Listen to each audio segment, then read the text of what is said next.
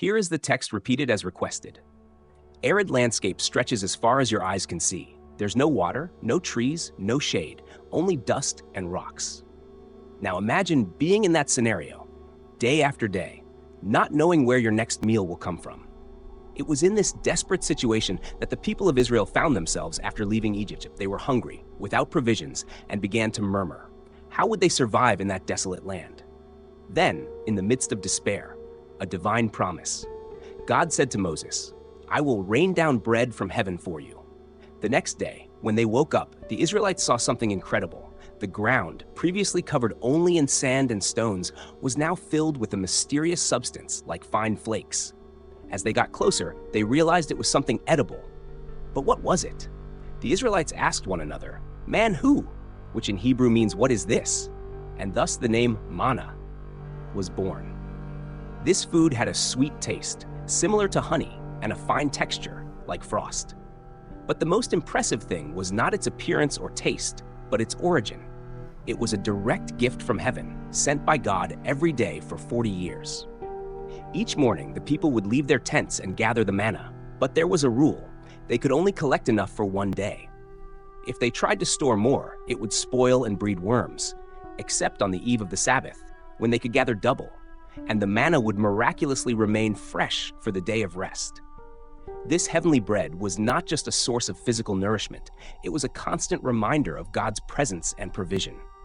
Every flake of manna that fell was like a message from heaven. I take care of you. Trust in me. The manna was simple, yet deeply significant. It was more than just food. It was God's answer to human need. Imagine yourself walking through the desert. The scorching sun burns your skin, and the barren landscape stretches as far as your eyes can see. There's no water, no trees, no shade, just dust and rocks. Now imagine being in that scenario, day after day, not knowing where your next meal will come from. This was the desperate situation the people of Israel found themselves in after leaving Egypt. They were hungry, without provisions, and began to murmur. How would they survive in such a desolate land? Then, in the midst of despair, a divine promise. God said to Moses, "I will rain down bread from heaven for you." The next day, when they woke up, the Israelites saw something incredible. The ground, once covered only in sand and stones, was now filled with a mysterious substance, like fine flakes.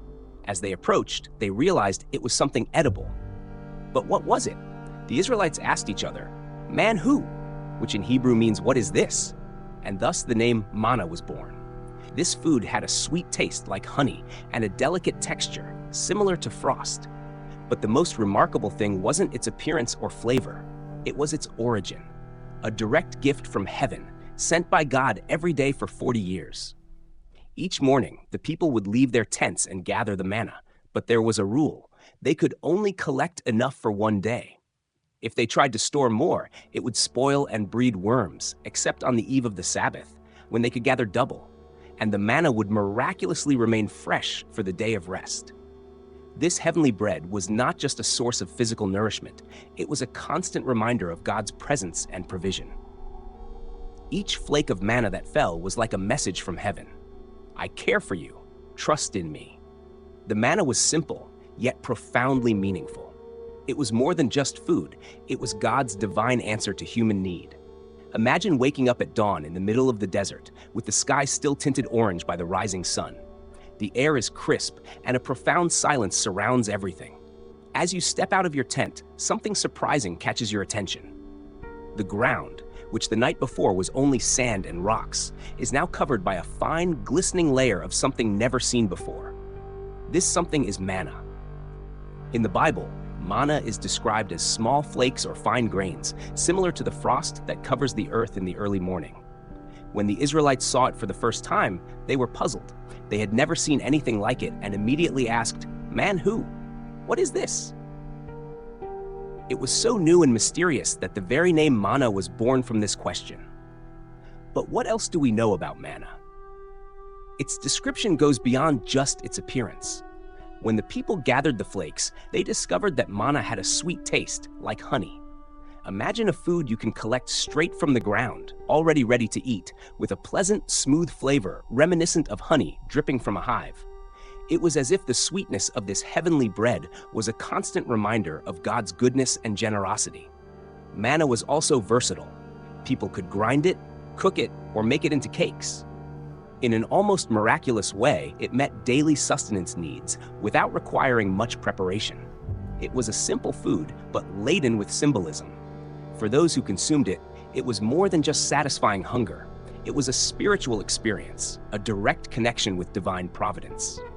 It's interesting to note that manna wasn't extravagant or luxurious. It was humble in appearance and texture, but extraordinary in origin. It was food given directly from heaven, yet it presented itself modestly, teaching the people the importance of simplicity and gratitude for the essentials. Yet, there was something curious. Manna had a short lifespan. If someone tried to store it for the next day, it would spoil and breed worms. Except, of course, on the eve of the Sabbath, when it stayed fresh for 2 days, a miracle within a miracle. This reinforced the lesson of trusting in God daily, without trying to secure tomorrow through our own strength. So, imagine this food falling from the heavens as a divine gift, soft, sweet, versatile, but temporary. It was not just a means of physical survival, but a living metaphor for trust, simplicity, and faith. Each grain of manna that fell to the ground was a tangible manifestation of God's care, turning a barren desert into a place where life could thrive. Manna was not just what sustained the body. It nourished the soul and spirit with lessons that still resonate today. In a world of excess, true wealth lies in simplicity and trust in divine provision, day by day. Imagine living in a place where every day a miraculous food descends from the heavens. You don't need to plant, harvest, or hunt. It simply appears like a divine gift. But as with everything in life, this gift came with specific rules.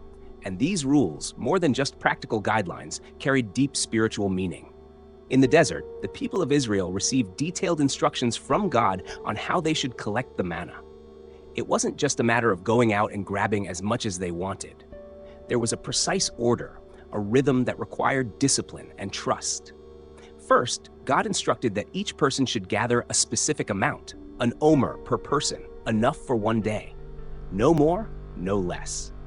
It was as if God was teaching his people to be moderate, not to give in to the fear of lack, and to trust that the manna would be there again the next day. Those who tried to hoard more than needed quickly discovered that the excess turned rotten and filled with worms. The message was clear: trust day by day, for the provision will come at the right time. But there was a special detail in this dynamic: the Sabbath. Amidst the daily rules, God made an exception. On Friday, they could gather double the usual amount, enough for 2 days, because on the Sabbath, the day of rest, there would be no manna. And the most impressive part? That same manna, which would spoil if kept from 1 day to the next during the week, remained fresh and intact on the Sabbath. It was a miracle within a miracle, showing that even natural order obeyed the divine will. This specific instruction for the Sabbath wasn't just about food. It was a lesson about rest, the importance of trusting in divine provision, and setting aside time to disconnect from worries and focus on the spiritual. While the modern world values relentless productivity, the manna reminds us that there are times when stopping and resting is an act of faith. Another important lesson from these rules was equality. It didn't matter if you were quick or slow in gathering, agile or less skilled. In the end, everyone had exactly what they needed. No more, no less. God established a system of provision that nullified differences, creating an environment of justice and fairness. These rules for gathering the manna teach us that true prosperity doesn't come from accumulation or excess, but from trust and obedience. They remind us that, in an uncertain world, security doesn't come from trying to guarantee tomorrow with our own hands, but from trusting in the Creator's daily provision. So, each morning, as they gathered the manna, the people weren't just feeding themselves. They were learning lessons in discipline, trust, obedience, and rest. It was spiritual training in the desert, preparing them for something greater. Because in the end, the manna wasn't just food. It was a daily test of faith, shaping the character of a nation that was still learning how to be free and fully dependent on God. When we reflect on these rules, we realize they are more than just details of an ancient story. They still echo today, inviting us to balance our lives with trust, moderation, and faith, recognizing that true wealth lies in living with enough, knowing that for each new day, provision will come. Imagine yourself in the middle of a desert, where the vast sandy expanse stretches for miles. The scorching heat, the dry wind, and the overwhelming sense of desolation are intense. There is no life in sight, no shade, no water. In this inhospitable environment, survival seems impossible. Now, think of the people of Israel, a multitude crossing this desert without provisions and uncertain about what the future holds. In the midst of this scenario, something extraordinary happens, a daily, constant miracle that defies all the laws of nature. This miracle was the manna. What makes the manna so special is not just the fact that it fell from the heavens as food ready to be consumed, but the way it appeared unfailingly every day for 40 years. Imagine waking up every morning and even before the sun fully rises, finding the ground covered with a thin layer of something resembling frost. Except it was edible. The manna was there, a visible reminder that even in the most barren and lifeless place, divine provision never failed. But the miracle was not just about the food itself. There was a lesson of trust embedded in this heavenly gift. God did not allow the people to hoard or accumulate the manna. They could only gather enough for the day, meaning that by sunset, any manna that had not been consumed would disappear, forcing them to trust that the miracle would repeat itself at dawn. Imagine what this did to people's hearts. Every day, they had to believe that the food would come again. It was a daily exercise of faith. Now, let's talk about the Sabbath. For 6 days, the manna fell, but on the 7th day, the day of rest ordained by God, it did not appear.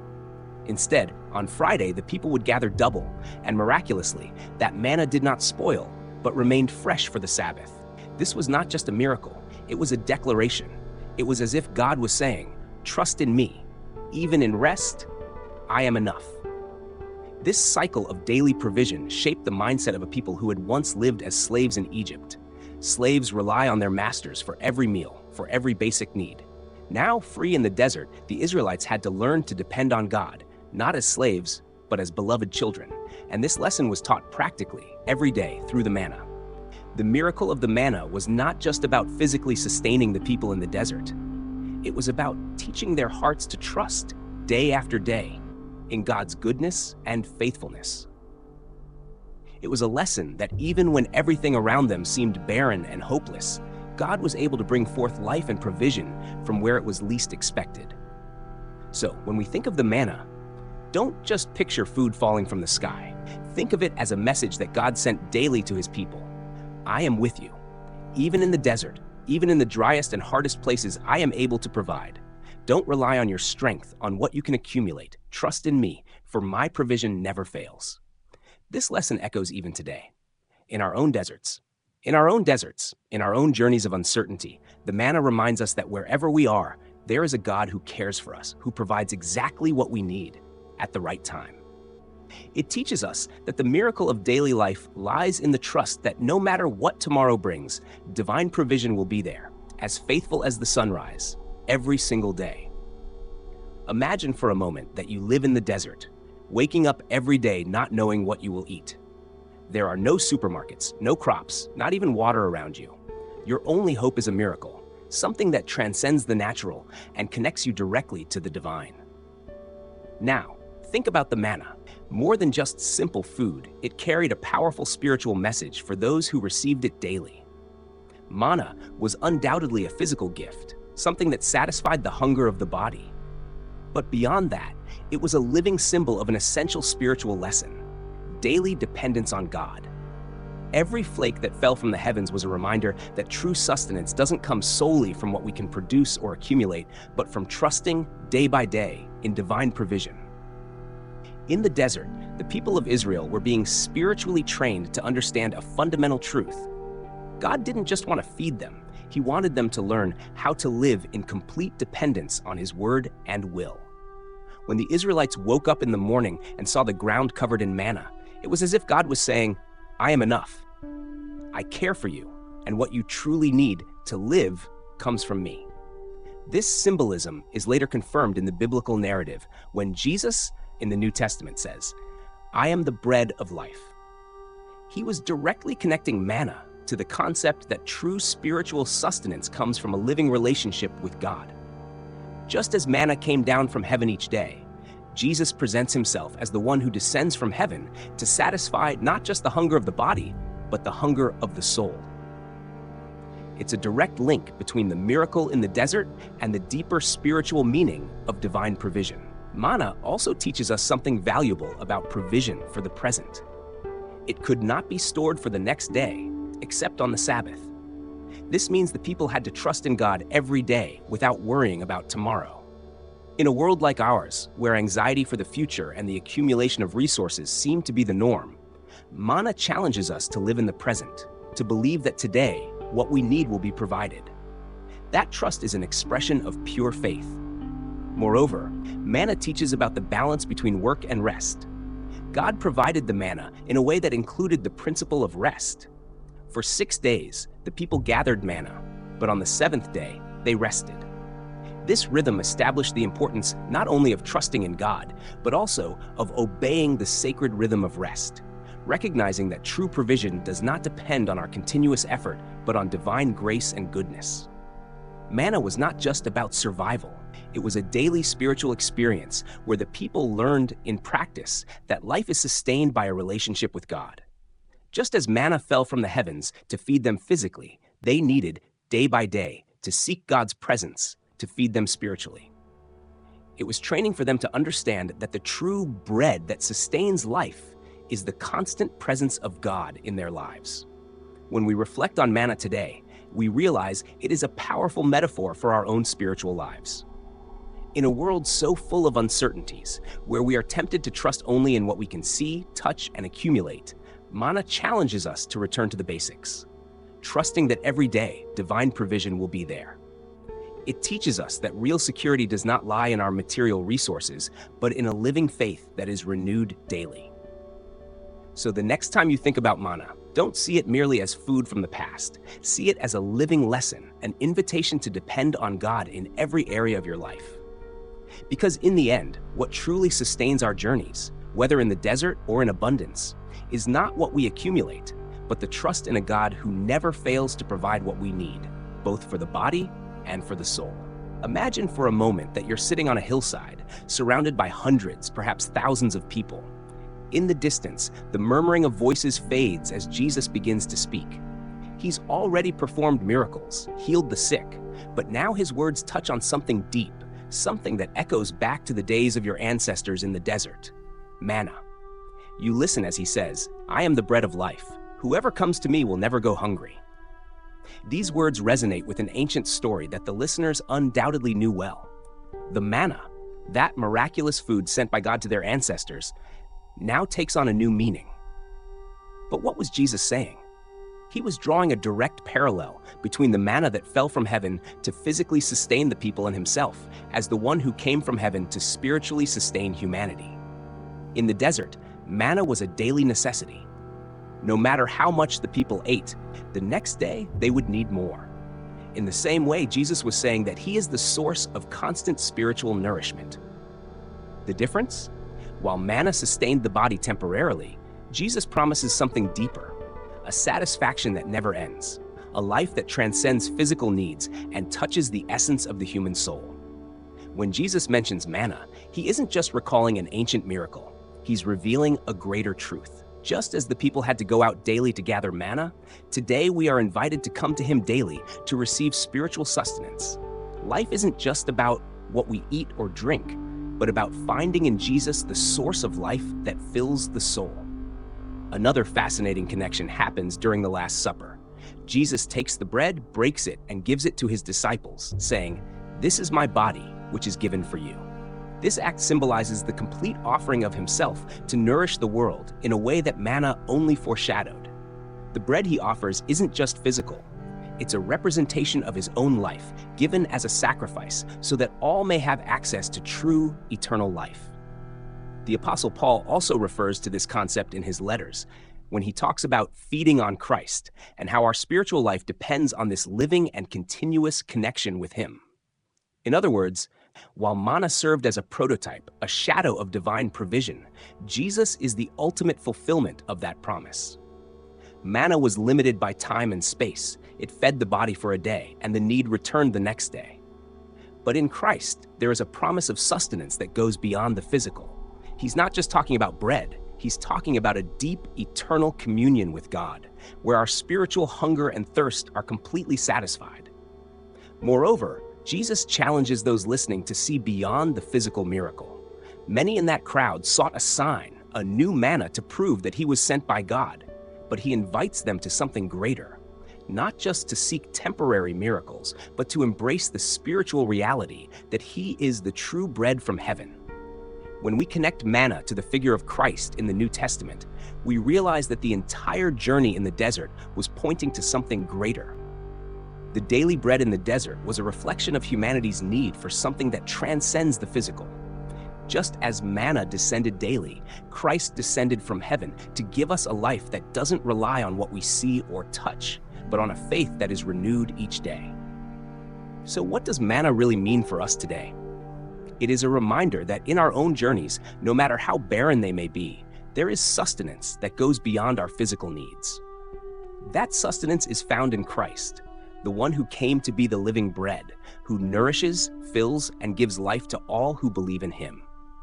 Manna wasn't just a temporary provision in the desert. It was a preparation for the greatest revelation in history, the coming of the one who not only provides bread, but is himself the bread of life.